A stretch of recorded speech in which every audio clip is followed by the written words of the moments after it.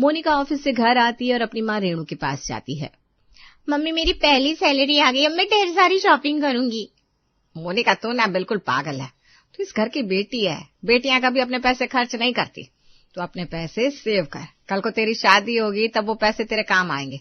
अभी तुझे जो भी चाहिए उसके लिए तेरे पापा रोहित है ना, इनके पैसे लिया कर। सही कह रही हो मम्मी, मैं अपनी सैलरी को हाथ भी नहीं लगाऊंगी, पैसे बचेंगे तो मेरी शादी में लेन देन में काम आएंगे ना। दरअसल कॉलेज की पढ़ाई पूरी करने के बाद मोनिका ने जॉब की तलाश शुरू कर दी थी। उसे जॉब मिल भी जाती है। पहली नौकरी की पहली सैलरी आती ही रेणु उसे ये गुरु मंत्र देती है। अब मोनिका अपने सारे खर्चों का लोड अपने पिता और भाई पर डाल देती है। दूसरे दिन, पापा 1000 रुपए दे दो, मुझे अपनी स्कूटी में तेल भरवाना है। अरे कल ही तो तेरी सैलरी आई है बेटा, उसमें से ले ले पैसे। पापा भला बेटी को पैसे खर्च करने के लिए कौन ही बाप बोलता है। कल को मैं ससुराल चली जाऊंगी तो बाप से पैसे मांगने नहीं आऊंगी। जब तक मायके में हूं तब तक तो मुझे खर्च के लिए पैसे दे सकती हो, मेरे लिए इतना भी नहीं करोगे क्या? पैसे नहीं देने तो बता दो, मैं समझ जाऊंगी कि मैं आप लोगों के लिए अभी से पराई हो गई हूँ। अरे कैसी बात करी है मोनिका, ये ले। पवन उसे 1000 रुपए दे देता है। बाकी बचे पैसे शाम को लौटा देना। ठीक है पापा। मोनिका अपनी स्कूटी लेकर ऑफिस के लिए निकल जाती है। शाम को जब वो घर आती है, मोनिका बेटा पैसे तो बच गए होंगे, लाते, मुझे घर के लिए सामान लाना है। पापा वो पैसे तो मैंने खर्च कर दिए। खर्च कर दिए? तूने कितने का तेल भरवा लिया? तेल तो मैंने 500 का भरवाया है। तो 500 रुपए तो बच गए होंगे ना, ला वापस कर दे बेटा।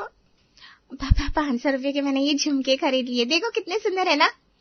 मोनिका अपने बैग से झुमके निकालकर पवन को दिखाती है और वो झुमके अपने कान में डाल लेती है। बता मेरे झुमके कैसे लगे? अब पवन को ना चाहते हुए भी मोनिका की इस फिजूल खर्ची की तारीफ करनी पड़ती है। अच्छा ऐसा नहीं, ठीक से बोलो ना पापा।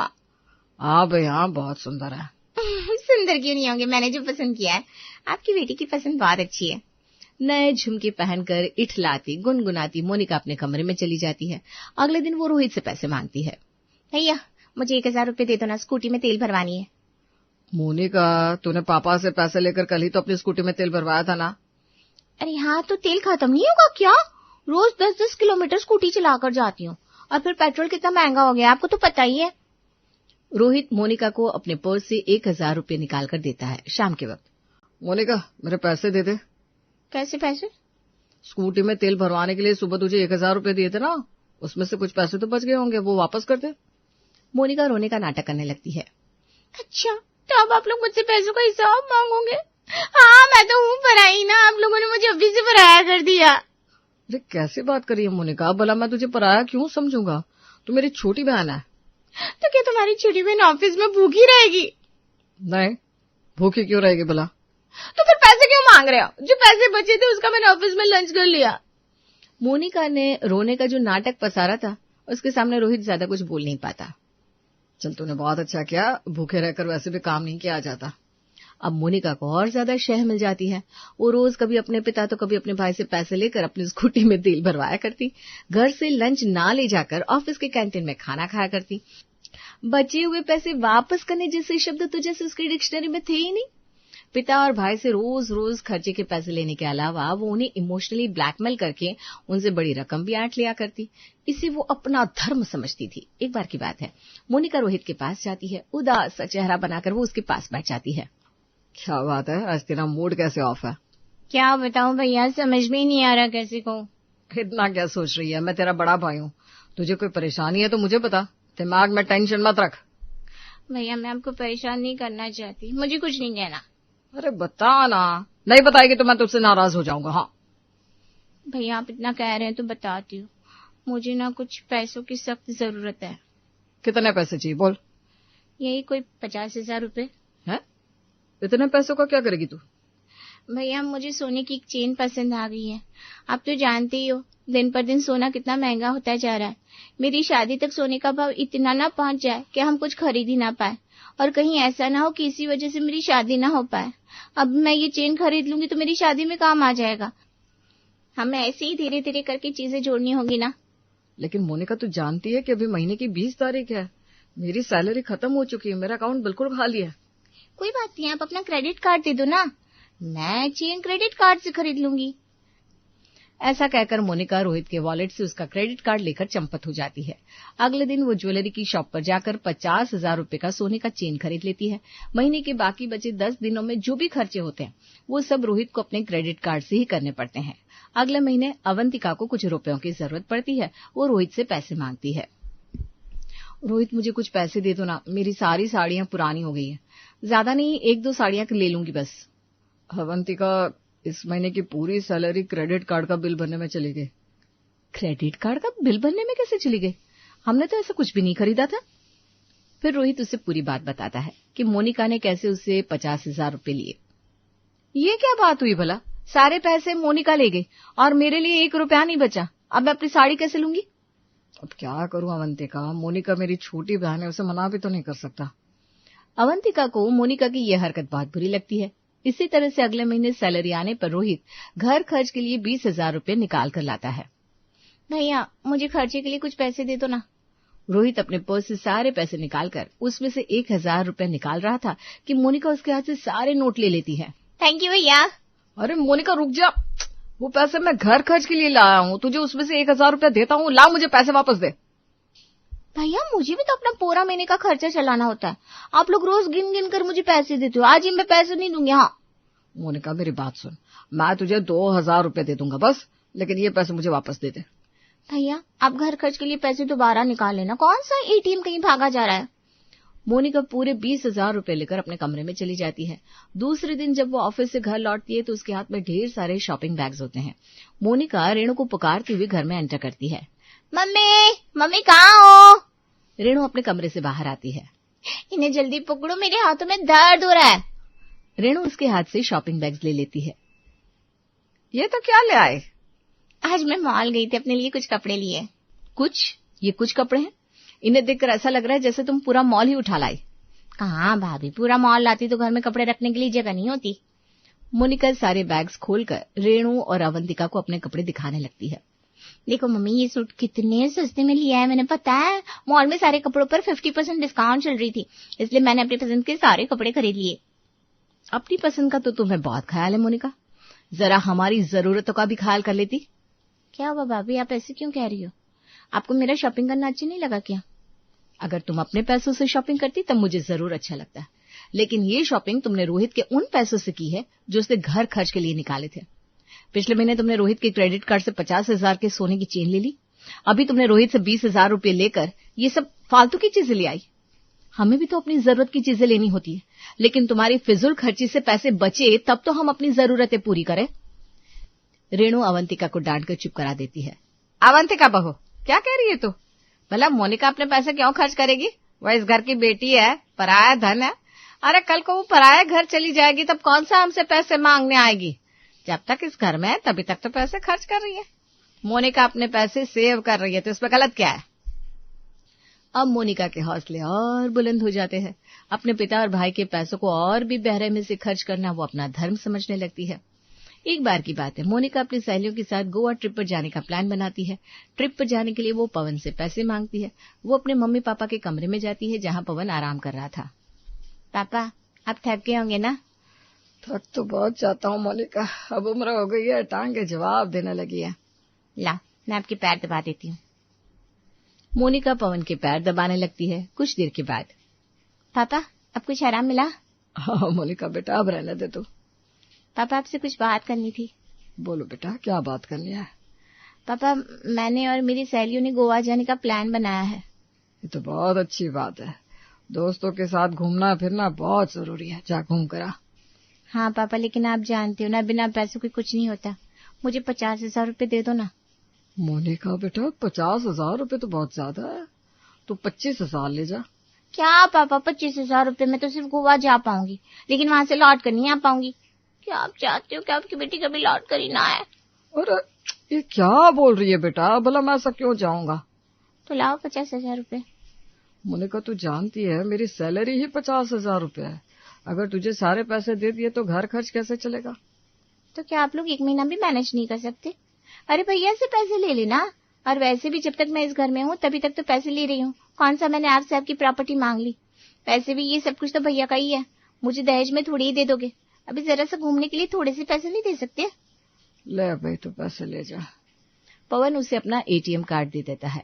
एटीएम कार्ड लेकर मोनिका दूसरे ही दिन गोवा निकल जाती है और फिर घर खर्च का पूरा लोड रोहित के कंधों पर आ जाता है। रोहित, पिछले महीने तुमने सारे पैसे मोनिका को दे दिए थे और मेरी साड़ी नहीं आ सकी थी। इस महीने तो मुझे कपड़े दिला दो। अवंतिका, इस महीने पापा ने घर का पूरा खर्च मुझे करने के लिए कहा है। पापा मम्मी की दवाई, राशन सब मुझे ही लाना है। तुम जानती हो इस महीने बब्बन मामा की बेटी शिक्षा की शादी है। उसकी शादी में लेन देन भी मुझे ही करना है। क्यों, इस महीने पापा जी की सैलरी नहीं आई क्या? सैलरी आई है, लेकिन गोवा जाने से पहले उनके सारे पैसे मोनिका ने ले लिए। अरे, ये क्या बात हुई? तुम्हारे और पापा जी के सारे पैसे मोनिका अपनी गैर जरूरी चीजों में खर्च कर रही है और हम अपनी जरूरतें भी पूरी नहीं कर रहे।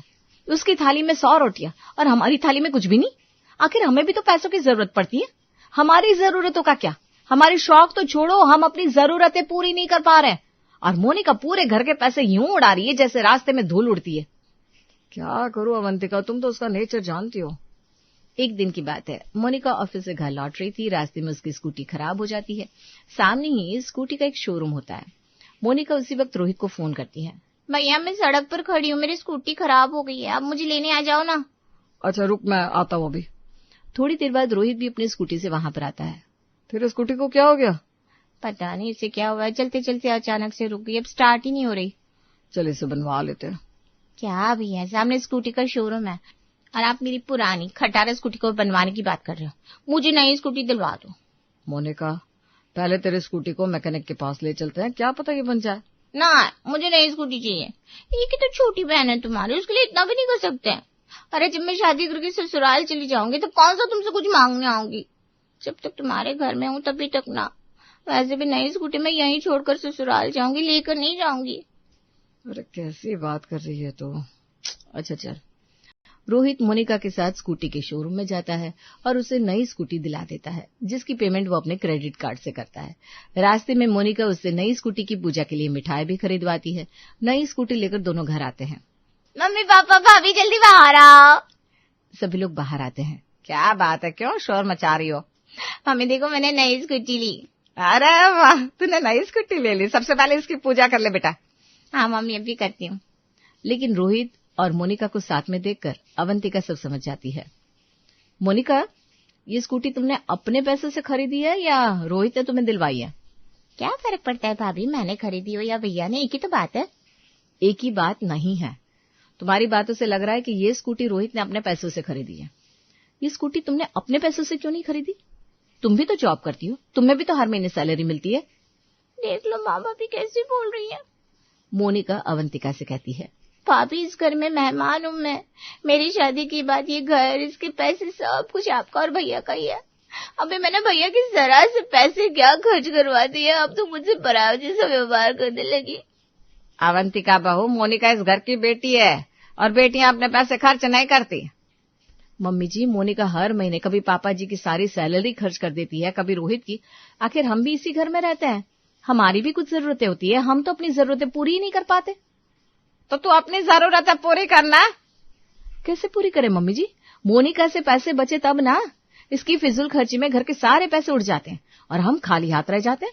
हर महीने मोनिका ने ये खरीद लिया, मोनिका ने वो खरीद लिया, जैसे इस घर में मोनिका के अलावा और कोई रहता ही नहीं है। दरअसल अवंतिका की सहन शक्ति अब जवाब दे चुकी थी। वो अब चुप रहने वाली नहीं थी। मोनिका, जैसे तुम इस घर की बेटी हो ना, वैसे मैं भी अपने घर की बेटी हूँ। लेकिन मैंने शादी से पहले अपने भैया, भाभी और पापा के साथ ऐसा नहीं किया जैसा तुम कर रही हो। मैंने उनके भविष्य के बारे में सोचा। मेरे बाद उनका भी भविष्य है, उन्हें भी अपनी जरूरतें पूरी करनी होती है। अगर मैं उनके पैसे इस तरह से खर्च कर देती तो वो अपनी जरूरतें कभी पूरी नहीं कर पाते। इसी तरह तुम्हें भी हमारे बारे में सोचना चाहिए। ये सच है कि एक दिन तुम शादी करके ससुराल चली जाओगी, लेकिन तब तक हम अपनी जरूरतों पर ताला नहीं लगा सकते, अपनी इच्छाओं का गला नहीं घोट सकते। इसलिए आज के बाद तुम्हें जो भी खरीदारी करनी है, घूमना फिरना है या जो कुछ भी तुम्हें चाहिए, तुम अपने पैसों से करो। अब पवन और रोहित मोनिका को पैसे देना बंद कर देते हैं। जैसे ही उसके सर पर खर्चों का बोझ आता है, उससे आटे दाल का भाव समझ में आने लगता है। अब मोनिका स्कूटी के बजाय लोकल बस से ऑफिस जाने लगती है। मम्मी, मेरा लंच जल्दी पैक कर दो ना, वरना मेरी बस छूट जाएगी। एक बार बस छूट गई तो ऑफिस जाने में लेट हो जाऊंगी। मोनिका, तेरी स्कूटी को क्या हुआ? तू बस से क्यों ऑफिस जाने लगी? तेरी नई स्कूटी पड़ी पड़ी धूल खा रही है, निकाल उसे। मम्मी तुम नहीं जानती पेट्रोल कितना महंगा है। स्कूटी में तेल भराने में रोज 500 के एक नोट निकल जाते हैं। बस से तो मैं 50 रुपए में पहुंच जाती हूँ ऑफिस। पूरे 450 रुपए की बचत होती है। मोनिका, पहले तो तुम ऑफिस के कैंटीन में खाना खाया करती थी, अब लंच कैसे ले जाने लगी? भाभी कैंटीन का खाना बहुत महंगा है। पूरे 150 रुपए की एक थाली पड़ जाती है। क्यों फालतू में पैसे खर्च करने। पिता और भाई के पैसे पानी की तरह बहाने वाली मोनिका अब किफायत से चलने लगती है। हाँ भाई, अब खुद के पैसे जो खर्च हो रहे थे, अब जाकर मोनिका को इस बात का एहसास होता है कि जब खुद की जेब से सारे पैसे निकलते हैं तो दिल में कितना दर्द होता है। धीरे धीरे उसकी फिजूल की सारी शॉपिंग भी बंद हो जाती है। संडे के दिन मोनिका की सहेली उसे फोन करती है। मोनिका, आज संडे है, घर पर क्या करिए? चलना कहीं घूमने चलते हैं, मूवी देखेंगे और डिनर करके वापस आ जाएंगे। पैसे खर्च होने के डर से मोनिका बहाना बना देती है। नहीं यार, आज ना तबीयत कुछ ठीक नहीं है। तुझे क्या हुआ? कल तक तो तू ऑफिस में बिल्कुल ठीक थी। ऑफिस में तो दिखाना पड़ता है कि मैं ठीक हूँ, लेकिन असल में ना बहुत थकी हुई हूँ। बुखार सा हो रहा है। I think I need some rest. फिर कभी चलते हैं। ठीक है। लेकिन मोनिका का फिर कभी आता ही नहीं। इसी तरह से उसकी फिजूल की सारी शॉपिंग भी बंद हो जाती है। क्या बात है मोनिका, बहुत दिनों से तुमने कोई शॉपिंग नहीं की।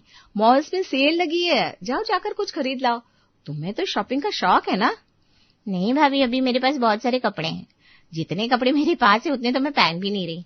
कितने नए कपड़ों को मैंने अभी तक हाथ भी नहीं लगाया। पहले उन्हें पहन लो, फिर नए कपड़े खरीदूंगी। अवंतिका धीरे से मुस्कुरा देती है।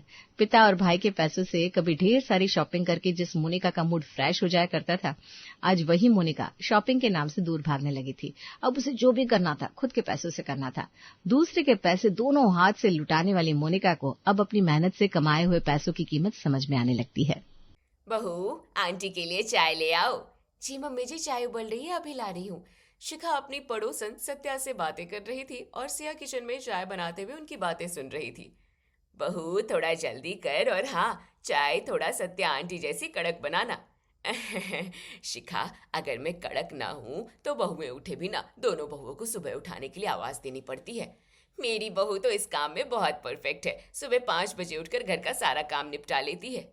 अरे वाह, तेरी किस्मत अच्छी है जो तुझे ऐसी बहू मिली है, वरना आजकल तो बहुएं सुबह उठना ही नहीं चाहती। मुझे आज तक कहना ही नहीं पड़ा, वो खुद ब खुद सुबह 5 बजे उठ जाती है। तभी सिया किचन से चाय लेकर आती है और हंसते हुए बोल देती है, मम्मी जी, सुबह 5 बजे तो आप उठाती हो, मैं तो सुबह 7 बजे उठती हूँ। वो भी जय मुझे उठा दे, वरना मैं लंबा सो जाऊं। हे भगवान! शिखा, तू बुढ़ापे में झूठ बोल रही है या तेरी बहू का दिमाग फिर गया है? आंटी जी, जल्दी उठने या देर से उठने की बात नहीं है, बस काम टाइम पर होना चाहिए। लीजिए, आप गर्मा गर्म चाय पीकर अपना दिमाग फ्रेश कीजिए। शिखा सिया को घूरते हुए देखती है। मम्मी जी, ऐसे क्यों घूर रही हो? हाँ हाँ, आपको भी चाय दे रहे हैं। सच में मेरी बहू बहुत मजाक किया है। सत्या चाय पीकर वहां से चली जाती है। तभी शिखा सिया को हॉल में बुलाकर डांट देती है। मैं सत्या से बात कर रही थी, तुझे बीच में बोलना जरूरी था। मम्मी जी, मैं आपके बीच में बिल्कुल नहीं बोलती। अगर आप सच बोल रही होती, आप मुझे वो बता रही थी जो मैं हूं ही नहीं। मैं कुछ भी बोलूं उससे तुझे क्या? अगर बोलना है तो तमीज सीख ले। अपनी सास की बेइज्जती करा के तुझे तसल्ली मिल जाती होगी। मम्मी जी, मैं झूठ नहीं बोल पाती। इसमें मैं तेरी तारीफ ही कर रही थी, और हर जगह सच बोलना इतना जरूरी नहीं है। इस तरह तुम्हें कोई बेवकूफ समझेगा। सिया की आंखें भर आई। उसे समझ नहीं आ रहा था सच बोलना उसके लिए गलती क्यों बन गया। ऐसे ही हर रोज सिया सबकी पोल खोलती, जिससे सामने वाला हक्का बक्का रह जाता। कुछ दिनों बाद, मम्मी, मैं कॉलेज के लिए निकल रहा हूँ। भाभी, क्या आपने नाश्ता तैयार कर दिया है? हाँ देवर जी, नाश्ता तो बिल्कुल तैयार है। सिया प्लेट में पराठा और चाय उसके सामने रख देती है। अक्षय उसे जल्दी जल्दी खाने लगता है। तभी सिया मुस्कुराते हुए, क्या हुआ देवर जी, आराम से खा लीजिए, अभी तो कॉलेज के लिए देर भी नहीं हुई है। भाभी, आज कॉलेज में एक जरूरी सेमिनार है तो जल्दी निकलना पड़ेगा। फिर भी बेटा, सलीके से खा। कुछ देर बाद अक्षय बैग उठाकर घर से निकल जाता है। दोपहर के वक्त सिया किचन का सामान लेने के लिए मार्केट की ओर जाती है। वो बाजार से गुजर रही थी, तभी उसकी नजर एक कैफे पर पड़ी। ये तो अक्षय है, लेकिन इसे तो कॉलेज में होना चाहिए। ये यहाँ इस लड़की के साथ क्या कर रहा है? सिया एक कोने में खड़ी हो जाती है। अक्षय उस लड़की को एक गुलाब का फूल देता है। वो लड़की बहुत खुश हो जाती है। दोनों कॉफी पीते हुए मुस्कुराकर बातें करते हैं। सिया वहां से चुपचाप सुपर मॉल चली जाती है और वहां से सारा सामान खरीद लेती है। देर शाम। आज तो अक्षय को बहुत देर हो गई। विनोद जी, जरा फोन लगा कर देखना। अभी लगाता हूँ। विनोद जैसे ही अक्षय को कॉल लगाता है, अक्षय दरवाजे पर खड़ा होता है। क्या हुआ पापा, आप कॉल लगा रहे थे? जय डिनर के लिए अपने रूम से बाहर आता है। मैं भी तुझे कॉल ही लगाने वाला था, आज तुझे बहुत देर हो गई। दोस्तों के साथ मौज मस्ती कर रहा होगा, वरना अब तक कॉलेज तो नहीं खुला होगा। पापा, आज कॉलेज में सेमिनार था, इसलिए खत्म होते देर हो गई और रास्ते में बहुत ट्रैफिक था, इसलिए आने में लेट हो गया। अच्छा, लेकिन मुझे तो ऑफिस से आते वक्त बिल्कुल ट्रैफिक नहीं मिला। खैर, देर शाम को तो ट्रैफिक मिल ही जाती है। इतने में सिया किचन से आती है और जैसे कहती है, लेकिन देवर जी, आज आप कॉलेज में नहीं थे। बहू, तो ये क्या बोल रही है? अक्षय कॉलेज नहीं गया, फिर कहाँ था? भाभी, आप कैसी बातें कर रही हो? मैं कॉलेज में ही था। देवर जी, आप झूठ बोल रहे हैं। आज जब मैं दोपहर को सब्जी लेने गई थी तो आप ग्रेट कैफे में किसी लड़की के साथ कॉफी डेट पर गए थे। सिया, तुम क्या बोले जा रही हो? हाँ, मैंने अक्षय को उस लड़की को गुलाब देते हुए भी देखा था। ये सुनकर अक्षय के चेहरे का रंग उड़ जाता है। बहू, तुझे तमीज नहीं, हर बात सबके सामने बोलने लगती है। मम्मी जी, मैंने तो सिर्फ सच ही बोला। भाभी, आपको हमारी जासूसी करने की क्या जरूरत थी? देवर जी, मैं किसी की जासूसी नहीं कर रही थी, सुपर मॉल गई तो मैंने आपको देख लिया था। अक्षय, अगर सिया सही बोल रही है तो तुम झूठ क्यों बोल रहे थे? पापा, हर बात को बताने का सही टाइम होता है, लेकिन एक सिया भाभी है जिन्हें सच के सिवाय कुछ नहीं दिखता। अक्षय, तू सही कह रहा है, इसे घर की शांति खराब करने की आदत हो गई है। सिया बहू, हर बात में सच बोलना उतना जरूरी नहीं होता। हाँ सिया, तुम जो ये सबके सामने बोल रही हो, इसे नहीं बोलना चाहिए था। मैं तो बस मैंने जो देखा वही बता रही थी। सिया थोड़ा दुखी होकर अपने कमरे में चली जाती है। उसे जय की बात ज्यादा बुरी लग जाती है। वो कुछ दिन तक जय से बात नहीं करती और चुपचाप रहती है। 3-4 दिन बाद जय सिया से, सिया, कई दिन से तुम मुझसे बोल नहीं रही हो, आखिर मैंने क्या कर दिया जो तुम मुंह फुलाकर घूम रही हो? ऐसा कुछ नहीं है, मैं तो बस ये देख रही हूँ कि लोग मुझे सच बोलने की सजा दे रहे हैं। जय उसका हाथ पकड़कर, सजा तो मिलेगी, शाम को तैयार रहना, तुम्हें बाहर घुमाने ले चलूंगा। मतलब मेरे गुस्सा होते ही आपको याद आ गया कि मुझे घूमना पसंद है? याद तो हमेशा से था, पर टाइम कम होता है। अभी 2-4 दिन की छुट्टी है तो शाम को चलते हैं। लेकिन मम्मी जी तो मुझसे गुस्सा है और मैं घूमने जाने की उनसे पूछ नहीं सकती। उसकी टेंशन तुम मत लो, घूमने जाने के लिए तैयार हो जाना। जय और सिया शाम को बिना किसी को बताए घूमने चले जाते हैं और जय सिया को मॉल ले जाता है, जिससे उसका मन अच्छा हो जाता है। और फिर, सिया, तुम्हारी फेवरेट हीरो वाली मूवी लगी है, देखने चलोगी? नेकी और पूछ पूछ। चलो फिर हम मूवी देखते हैं। दोनों 3 घंटे की मूवी खत्म करते हैं। तब तक देर शाम हो जाती है। सिया और जय खा पीकर घर पहुंचते हैं। शिखा और विनोद हॉल में उन्हीं का इंतजार कर रहे होते हैं। दोनों घर के अंदर घुसते हैं। बहू, डिनर का टाइम हो गया है, अभी तक डिनर की कोई तैयारी नहीं हुई है। तुम दोनों बिना बताए कहाँ चले गए थे? मम्मी, हम शिव मंदिर गए थे, फिर मैंने सोचा सिया को आइसक्रीम खिला दूं, तो बस उसी में थोड़ा टाइम लग गया। सिया जय को घूरती है। तभी, मंदिर गए थे, प्रसाद कहाँ है? प्रसाद? अरे, हम लोगों ने प्रसाद नहीं चढ़ाया, बस दान पात्र में पैसे डाल दिए थे। जय, एक सच छुपाने की वजह से कितने झूठ बोलोगे? जो बात है वो सच बोलो, वरना मैं बता दूं। तुम तो सच की देवी हो, तुम ही बताओ, जय और तुम कहाँ गए थे? मम्मी, इसके मुंह मत लगो, ये तो कुछ भी बोलती रहती है। मम्मी जी, इसमें छुपाने वाली कोई बात नहीं है। जय मुझे मूवी दिखाने के लिए मॉल ले गए थे। वाह वाह, एक तो चोरी, ऊपर से सीना चोरी, कैसे मेरी आंखों में आंखें डालकर बता रही है। मम्मी जी, अब मैंने क्या गलत बोल दिया? मैं तो बस सच बता रही हूँ। आजकल बहू को शर्म लिहाज नहीं रह गई है, ससुर के सामने क्या क्या बातें करती है। बहू, तूने सच में शर्म लिहाज बेच कर खा ली है। अब जा डिनर में कुछ बना दे, वरना हम भूखे ही सो जाएं। मम्मी जी, मुझे समझ नहीं आ रहा मुझे किस बात की शर्म करनी चाहिए, कि आप लोग झूठ सुनकर खुश हैं या मैं सच बोलती हूँ। जा बहू, जुबान बहुत चला ली, अब थोड़ा हाथ चला ले। सिया मॉल से आकर सीधा किचन में घुस गई और सास, ससुर और देवर के लिए डिनर तैयार करने लगी। अगली सुबह सिया देखती है उसकी सास सब्जी वाले से बहस कर रही है। बहन जी, कुछ भी कही है, पर 20 रुपए से कम में टमाटर नहीं दे सकता। वैसे तो मेरी बहू मंडी से सब्जी ले आती है, मैं सोचती हूँ कि तुम गली गली घूमते हो तो तुमसे 2-4 किलो सब्जी ले लूं, लेकिन कल वाले आधे टमाटर सड़े निकल गए थे। बहन जी, मेरी सब्जी फ्रेश होती है, टमाटर सड़े कैसे निकल सकते हैं? तुझे मैं झूठी लग रही हूँ? चुपचाप 12 रुपए किलो लगाओ, एक तो सड़ी सब्जी ले आएंगे और ऊपर से हाई फाई रेट बताएंगे। पीछे से सिया आती है। मम्मी जी, आप ये क्या कह रही हो? कल वाले टमाटर तो एकदम फ्रेश निकले थे, उनमें तो सड़न तो दूर, उसमें एक दाग भी नहीं था। सुना बहन जी, आपकी बहू ईमानदार है इसलिए सब सच बता रही है, और आप? बहू तो फिर आ गई। जब मैं बात कर रही हूँ तो बीच में बोलने की क्या जरूरत है? मम्मी जी, ये सब्जी लेकर 2-2 4-4 रुपए के लिए गली गली घूमते हैं, आप इनसे भाव कर रही हो। ब्यूटी पार्लर वाले को तो पूरे रुपए दे के आती हो। बहन जी, कुछ भी हो, तुम्हारी बहू बहुत अच्छी है। बहू, जब मैं सब्जी ले रही हूँ तो तुम्हें यहाँ आने की क्या जरूरत है? अंदर जा। सिया मुंह फुलाते हुए अंदर आ जाती है, क्योंकि आज फिर से उसकी सच बोलने की वजह से डांट पड़ गई थी। शाम को सिया की माँ उससे मिलने उसके ससुराल आती है। जैसे ही वो घर में घुसती है, अरे रीना जी, आइए आइए, आपने तो सरप्राइज दे दिया। आपको देखकर सिया बहुत खुश हो जाएगी। सिया को खुश होने के लिए मेरी जरूरत कहाँ है? माँ जैसी सास मिली है और इतनी अच्छी फैमिली, आप दोनों की हमेशा तारीफ करती रहती है। अरे भाभी जी, सिया बहुत प्यारी और मासूम है, उसके साथ हम लोगों का मन लगा रहता है। सिया हमेशा कहती है कि मेरी सासू माँ तो हमेशा मेरे साथ काम करवाती है और मुझे घूमने जाने देती है। और बहन जी, आजकल बच्चों को और चाहिए ही क्या। इतने में सिया ग्लास में पानी लेकर वहां से आ जाती है। अरे माँ, आप ये किसके घर की कहानी सुना रही हो? क्या रास्ते में किसी ने काम करने वाली सास की कहानी सुना दी? क्या मतलब? मतलब ये कि मम्मी जी की झूठी तारीफ क्यों कर रही हैं? बल्कि सच तो ये है कि मम्मी जी सुबह को मुझे काम की लिस्ट पकड़ा देती हैं और खुद सरपंच की तरह बैठकर टीवी देखती हैं। इनकी वजह से इनके घुटनों में दर्द हो गया है। भाभी, क्या बात है, इतना सच? बहू, तुझे बात करने का तरीका नहीं है। रीना जी, आज मैं कुछ नहीं कहूंगी, आप खुद देख लीजिए आपकी बेटी किस तरह से बात करती है। आपने इसे बोलने की तमीज नहीं सिखाई।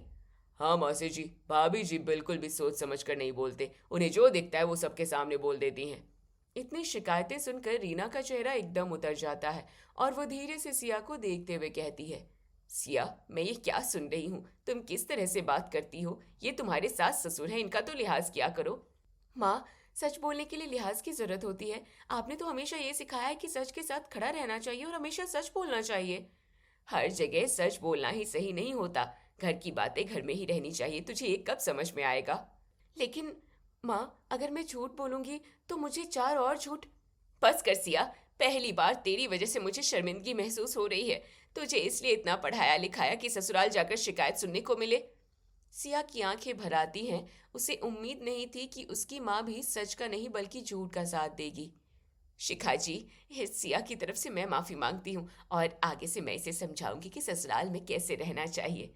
अरे कोई बात नहीं, धीरे धीरे अपने आप समझ जाएगी। सिया, अपनी आदतें सुधार ले, अगली बार जब मैं आऊं तो मुझे कोई शिकायत नहीं चाहिए। इतना कहकर रीना गुस्से में घर से बाहर चली जाती है और सिया इमोशनल होकर अपने कमरे में आ जाती है। मेरे सच बोलने से इन लोगों को तकलीफ होती है।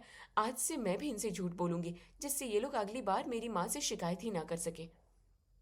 कुछ दिनों बाद, मम्मी जी, मुझे महीने का राशन लेने जाना है, पैसे दे दीजिए। ये लो 10,000 रुपए बहू, और हाँ, मेरे लिए आंवला जूस लेकर जरूर आना। 10,000 रुपए क्यों?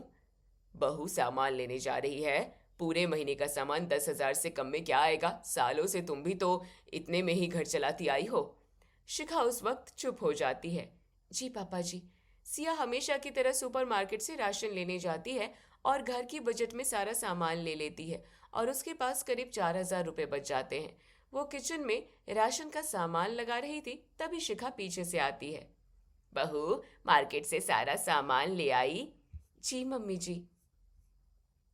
तुम 10,000 ले गई थी, उसमें से 3,000 रुपए तो बचे होंगे ना? नहीं मम्मी जी, 1 रुपया नहीं बचा। जानती हो कितनी महंगाई है कि 10,000 भी कम पड़ जाएं। ऐसा कैसे हो सकता है? हर बार तो तुम 5-6 हजार में ही सारा सामान ले आती हो, अचानक से महंगाई कैसे बढ़ गई? मम्मी जी, इस बार थोड़ा अच्छी क्वालिटी का राशन लेकर आई हूँ, इसलिए थोड़ा महंगा पड़ा। अच्छा, चलो मेरी और अपने पापा जी के लिए चाय बना दो। शिखा इतना कहकर वहां से चली जाती है। तभी सिया चाय बनाते हुए बड़बड़ाती है, आज झूठ बोलने से मुझे 4,000 रुपए का फायदा हो गया। झूठ सुनकर कितनी शांति से चली गई। यही मैं अगर सच बोलती तो 1000 सवाल करती। इसी तरह सिया हर रोज छोटी छोटी बातों पर झूठ बोलना सीख जाती है। एक दिन शिखा सिया के रूम में आई तभी, बहू, मेरी एक सहेली आ रही है तो शाम को थोड़ा चटपटा नाश्ता बना लेना। चटपटा नाश्ता मतलब? समोसे, कचौड़ी और कोई फैंसी डिश हो वो भी बना लेना। अच्छा नाश्ता करवाओगी तो 4 जगह वो तेरी तारीफ करेगी। ठीक है मम्मी जी, बना दूंगी। शिखा वहां से चली जाती है। तभी सिया, आज मेरा कुकिंग करने का मन नहीं है। मम्मी जी से सच बोल नहीं सकते तो कुछ तो करना पड़ेगा। शिखा की सहेली राखी शाम को उनके घर आ जाती है और वो दोनों सहेली बड़ी खुशी खुशी बातें करती है। तभी सिया उन दोनों के लिए चाय लाती है। मम्मी जी ये लीजिए चाय। बहू हम लोग चाय पी रहे हैं, तब तक बढ़िया सा नाश्ता तैयार कर ले। तुझे पता है राखी, मेरी बहू बहुत ही संस्कारी और सुलझी हुई लड़की है। वो तो दिख रहा है, वरना आजकल की लड़कियां काम के नाम पर मुंह फुला लेती हैं। और मैं जब से आई हूँ सिया किचन में घुसी है। हाँ मौसी जी, काम बहुत हो जाता है। आप जब से आई हैं तो मैं काफ़ी देर से आपके लिए नाश्ता तैयार कर रही हूँ। बहू अगर नाश्ता तैयार हो गया हो तो लगा दो। मम्मी जी बस 10 मिनट दीजिए और मैं नाश्ता टेबल पर लगा दूंगी। सिया किचन में आकर, हे भगवान, ये डिलीवरी बॉय कितनी देर में आएगा? अभी तक किचन में कुछ नहीं बना है। अगर मम्मी जी आ गई तो सारी पोल खुल जाएगी। इतने में डिलीवरी बॉय आ जाता है। वो कॉल उठाकर पीछे वाले दरवाजे से नाश्ते का सारा सामान ले आती है। सिया बड़ी चालाकी से सारा नाश्ता प्लेट में लगाकर टेबल पर रखते हुए, नाश्ता तैयार है मम्मी जी, आ जाइए। हाँ बहू आती हूँ। राखी डाइनिंग टेबल पर नजर घुमाती है तो समोसे, टिक्की, कचौड़ी और 2-3 तरह की चटनी लगी होती है। अरे वाह बहू, तूने अपनी चटोरी मौसी के लिए बहुत कुछ बनाया है। खा कर देखती हूँ कैसा बना है। हाँ मौसी जी, बहुत मेहनत से बनाया है। बहू तूने तो कानो कान खबर नहीं होने दी और इतना नाश्ता भी बना लिया। ये खस्ता कचौड़ी तो बिल्कुल मार्केट जैसी बनी है और ये सोट वाली चटनी बहुत अच्छी बनी है। हाँ बहू, आज तो समोसे में अलग ही बढ़िया स्वाद आया है। ऐसा करना, अक्षय और जय के लिए ऑफिस से आए तो उन्हें खाने को दे देना। हाँ माँ जी, चिंता मत करो, सबके लिए बनाया है। बहू ये खाकर तो ऐसा लग रहा है खाते जाओ खाते जाओ। बहू मेरी ये सहेली बहुत मजाक किया है। वैसे कचौड़ी के हर निवाले में लग रहा है कि तूने आज कुछ अलग डाला है। हाँ माँ जी, आज मैंने YouTube के चैनल से बढ़िया सी रेसिपी ट्राई की है, इसलिए अच्छी बनी होगी। शिखा और राखी नाश्ता करके टेबल से उठती है। सिया किचन में सामान समेट रही थी, तभी शिखा पीछे से आती है। उसकी नज़र ऑनलाइन फूड डिलीवरी पैकेट पर पड़ती है। बहू ये क्या, ये पैकेट क्या तूने बाहर से खाना मंगाया था? मम्मी जी वो। इतने में राखी बाहर से आवाज़ लगाती है। शिखा अब मेरे जाने का टाइम हो गया है, मैं निकल रही हूँ। हाँ हाँ आ रही हूँ। शिखा कुछ देर तक राखी से बातें करती है, फिर राखी घर से चली जाती है। तभी शिखा सिया को हॉल में बुलाती है जहाँ पर पूरी फैमिली चाय पी रही होती है। बहू उस टाइम मुझे राखी ने बाहर बुला लिया था और बात अधूरी रह गई थी। तूने इतना बड़ा झूठ बोला। क्या बहू ने झूठ बोला? हाँ, आज राखी आई थी तो मैंने इससे बोला बढ़िया नाश्ता बना लेना, इसने बाहर से नाश्ता मंगा लिया। सिया ऐसा कैसे कर सकती है? और क्या जय, इसने हमें कानो कान खबर तक होने नहीं दी। राखी तारीफ पर तारीफ किए जा रही थी, फिर भी इसने एक बार भी नहीं बताया कि ये नाश्ता इसने नहीं बनाया है। भाभी आप तो बहुत स्मार्ट निकली, इतनी स्मार्टली झूठ बोला। वैसे तो सच की मूरत बनी घूमती हो। देवर जी, जब भी सच बोला तो डांट सुननी पड़ी, इसलिए अपनी सास की झूठी बहू बन गई। अब झूठ बोलूंगी क्योंकि आप लोगों को झूठ सुनने की आदत है। सिया ऐसा कुछ नहीं है, आगे से तुम कभी भी झूठ नहीं बोलोगी। अगर मैं सच बोलूंगी तो दोबारा से मम्मी जी की डांट फटकार सुनने को मिलेगी। बहू तुझे मैं कभी नहीं डांटूंगी, ऐसे झूठ से बेहतर है तो सच ही बोल। पक्का ना मम्मी जी? हाँ बहू पक्का, आगे से सच बोलने पर तुझे कोई नहीं डांटेगा।